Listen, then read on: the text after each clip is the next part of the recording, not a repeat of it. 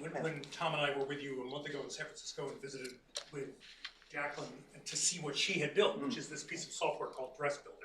Could you guys take a minute and explain what this platform is? Definitely want to. Yeah, well, basically what it is now brides can actually, when they go through the survey, they answer questions about the style of the dress, and then a sketch is generated for them. So what we've done is we've had our illustrator sketch out every single layer, which is like thousands and I think we're almost at 10,000 layers.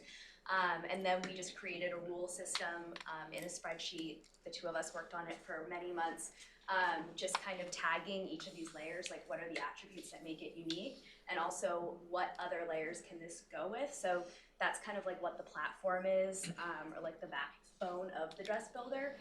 So you can go in and click around and you're not gonna get some like really weird dress that you couldn't actually make. And it's this tool for the stylist to use as well. So they don't need to have as much institutional knowledge about how to make a dress anymore. They just select from a drop down, and then all the drop downs beneath it like filter out what the possible answers are for men.